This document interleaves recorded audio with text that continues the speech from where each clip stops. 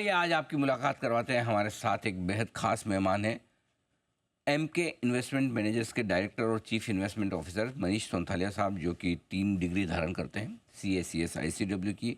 इसके अलावा आपने एमबीए भी किया, कोई डिग्री छोड़ी नहीं है फाइनेंस में, और बैचलर्स की डिग्री ली है जेवियर्स कॉलेज कॉमर्स में, जेवियर्स कॉलेज कोलकाता से। 20 साल से ज़्यादा लंबा गहरा अनुभव है सोंथालिया साहब का, और फंड मैनेजमेंट का और इक्विटी रिसर्च का। आइए उनका करते हैं स्वागत। गुड मॉर्निंग सर, धन्यवाद समय देने के लिए।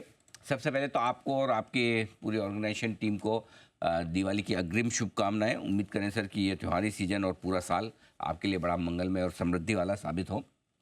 बाजार पर राय लेना चाहता हूँ। दिवाली के पहले मूड माहौल थोड़ा सा सबड्यूड, ढीला, ठंडा, जोश थोड़ा सा कम हुआ है पहले के मुकाबले में। कैसे देख रहे हैं सर बाजार का डायरेक्शन अब से लेकर अगली दिवाली तक? अनिल जी, आपको भी बहुत शुभ दिवाली इस साल, और आने वाले एक साल भी काफी मंगलमय रहे। सब आपके दर्शकों को भी ऐसी हमारी शुभेच्छा है। देखिए, बाजार का माहौल तो ठीक है, बट बेसिकली 3 फैक्टर हैं जो आने वाले दिनों में मार्केट्स को डिटरमिन करेंगे। एक तो आपकी ग्लोबल रेट कट्स यूएस, दूसरी आपकी इंडिया में फ्लोज, और तीसरी आपकी अर्निंग्स। तो अगले एक साल में अगर आप ये मान के चलें कि 1250 का आपका निफ्टी का ईपीएस है, और 21-22 का पी, तो मोटा मोटी 3-4 साल से सस्टेन कर रहा है, तो एक साल में मुझे लगता है 27,000, 27,500 के निफ्टी लेवल्स एक साल के भीतर आपने को देखने को मिलेगी। अब अभी की अगर आपने बात करें, तो मेजर जो इम्पेडिमेंट या हेडविंड्स आप कह लें, वो है आपकी $10 बिलियन की आईपीओ जो लाइन अप। उसके कारण जो है, और एफआईआई बेच ही रहे हैं, अक्टूबर महीने में कुछ एक्सेसिव ही सेलिंग है। तो इस कारण जो डोमेस्टिक फ्लोज हैं, जो म्यूचुअल फंड्स के पास कैश रखे हुए हैं, वो सब कुछ यूज हो जा रहे हैं। सो अर्निंग्स तो मोटा मोटी इस साल, इस क्वार्टर आपकी 5% के आसपास होनी चाहिए, और ऐसा ही एक्सपेक्टेशन था। और FY25 में हमारा तो यही मानना है कि 15% की अर्निंग्स ग्रोथ होनी चाहिए, और 18% की अर्निंग्स ग्रोथ FY26। तो ऐसा कोई बहुत ज्यादा मंदी का माहौल तो नहीं दिखता है। शॉर्ट टर्म में थोड़ी बहुत ऊपर नीचे जरूर हो सकती है, क्योंकि फ्लोज का एक जो आईपीओ की जो पाइपलाइन है, वो थोड़ी सी लिक्विडिटी को ड्रेन आउट कर लेगी, और एक साल के भीतर मोटा मोटी बाजार का डायरेक्शन ऊपर ही लगता है। ये अच्छी बात है कि डायरेक्शन ऊपर है। थोड़ा बहुत रुक रुक कर चलेगा बाजार, वो अपनी जगह है। लेकिन नथियों के सीजन की हो चुकी शुरुआत, और आप तो बड़ी गहरी पकड़ रखते हैं सर। पहली बात तो ये कि पूरा ओवरऑल अर्निंग सीजन आप कैसे देखते हैं? इस बार भी क्या दूसरी तिमाही की तरह, आई मीन पिछली तिमाही की तरह दूसरी तिमाही के नतीजे भी थोड़े ढीले ढाले रहेंगे? तो सेक्टोरली रहेगा basically. Overall Nifty earnings growth 5-7% की ओवरऑल अर्निंग्स ग्रोथ होनी चाहिए। आईटी, फार्मास्यूटिकल, बैंक्स, इन तीनों में पॉजिटिव मोमेंटम है। वैल्यूएशन भी काफी कंफर्टेबल है। दूसरे जो सेक्टर जिसमें अच्छी अर्निंग्स ग्रोथ दिखोगी पर वैल्यूएशन उतने कंफर्टेबल नहीं है, वो है आपकी कैपिटल गुड्स, कंस्ट्रक्शन, इंफ्रास्ट्रक्चर। ये सब एरियाज में भी अर्निंग्स ग्रोथ होगी। जो की ड्रैग्स होंगे आपके अर्निंग सेक्टर्स में, वो है आपकी ऑयल एंड गैस, मेटल। सो अगर आप इन सबको मिला के देखें, तो मोटा मोटी आपकी मिड सिंगल डिजिट की अर्निंग्स ग्रोथ होनी चाहिए। आईटी कंपनीज के नतीजे आ रहे हैं। बहुत ज्यादा कोई डिसअपॉइंटमेंट नहीं है, बहुत ज्यादा कोई पॉजिटिव सरप्राइज नहीं है, ऑन एक्सपेक्टेड लाइंस है। पर हाँ, कमेंट्री थोड़ी आईटी कंपनीज की बेटर है पिछले 2 क्वार्टर के कंपैरिजन में। और हम तो यही मानते हैं कि Q3 और Q4 यहाँ से भी बेटर रहेंगे। अब नेक्स्ट वीक से आपके बैंक के नंबर्स आने शुरू होने चाहिए, और मोटा मोटी बैंकिंग सेक्टर में 11-12% की अर्निंग्स ग्रोथ YOY बेसिस पर देखने को हमको मिलनी चाहिए। सो अभी तक कोई मेजर पॉजिटिव या नेगेटिव सरप्राइजेस नहीं है अर्निंग्स में, और एक्सपेक्टेड लाइंस में mid single digit earnings growth Q2 की होनी चाहिए हमारे समझ।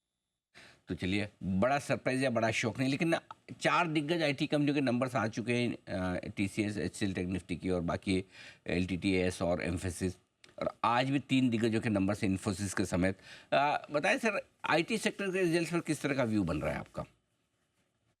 आईटी सेक्टर का व्यू बेसिकली पॉजिटिव है, क्योंकि जो मैनेजमेंट कमेंट्री है, जो लास्ट 1.5 साल से हम देख रहे हैं कि बुक जो ऑर्डर बुक पोजीशन है वो काफी कंफर्टेबल थी, बट टॉप लाइन ग्रोथ नहीं आ रहा था। उसके कंपैरिजन में अब ऑर्डर बुक में भी ग्रोथ है और एग्जीक्यूशन में भी बेटरमेंट है, क्योंकि interest rate cuts and discretionary spend वापस आ रहा है। और थर्ड क्वार्टर में बेसिकली अब फर्लोज का जो इजाफा हमें लेना पड़ेगा, नंबर ऑफ वर्किंग डेज कम होते हैं हॉलीडे सीजन के पॉइंट ऑफ व्यू से, बट नेट नेट लास्ट 1-2 साल के कंपैरिजन में कमेंट्री पॉजिटिव है, आउटलुक पॉजिटिव है, और 2026 में ये और भी बिल्डअप होगा। दूसरी एक जो पॉजिटिव बात हमको ये देखने को मिल रही है कि आर्टिफिशियल इंटेलिजेंस की जो यूज्ड केसेस हैं, अब जो डील्स वगैरह में है, ओपन ओपन एआई की जो यूसेज है वो काफी बढ़ रही है। तो इससे रेवेन्यू ग्रोथ भी होगा और आपकी प्रोडक्टिविटी भी बढ़ेगी। तो नेट नेट एक पॉजिटिव मार्जिन इम्पैक्ट भी हमें FY 26 में और FY 25 के Q3 और Q4 में देखने को मिलनी चाहिए। ठीक बात। तो आईटी शेयरों पर व्यू आप अभी भी रख सकते हैं पॉजिटिव, कोई दिक्कत वाली बात यहाँ पर है नहीं। ऑटो स्टॉक्स पर आपसे राय लेना चाहूँगा। आज आपने देखा होगा बजाज ऑटो के नंबर्स के बाद बड़ी तेज़ मार पड़ती हुई दिखी है। वजह क्या है सर? वाकई में ग्रोथ को लेकर चिंताएं या वैल्यूएशंस को लेकर, और कैसे देख रहे हैं आप बाकी पूरे ऑटो स्पेस को?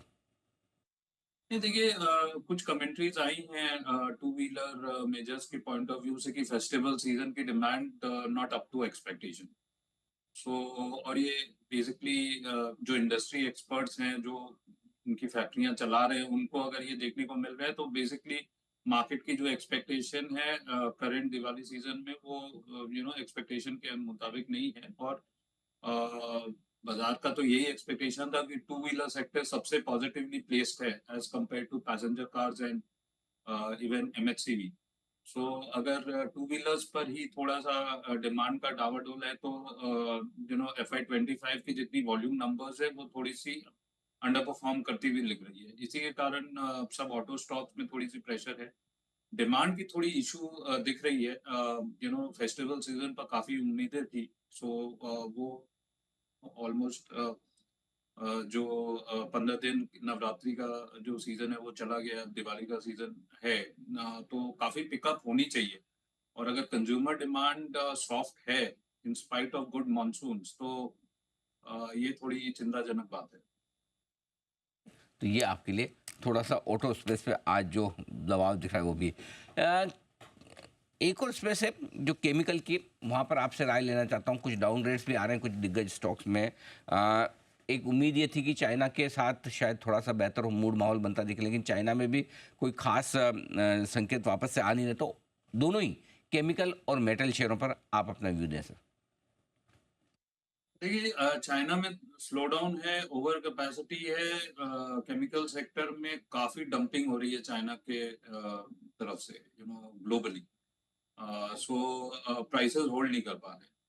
और इसी के कारण बल्क ऑफ केमिकल स्टॉक्स में बहुत ज्यादा हमें कोई तेजी उम्मीद नहीं है। कुछ एक स्टॉक्स वगैरह में जहाँ PTFE प्राइसेस वगैरह थोड़े से ऊपर हैं, वहाँ थोड़ी सी तेजी जरूर देखने को मिल रही है। बट ब्रॉडली एग्रो केमिकल्स में डिमांड एंड सप्लाई ओके है, पर स्पेशलिटी केमिकल्स में रिकवरी अभी भी थोड़ी दूर है।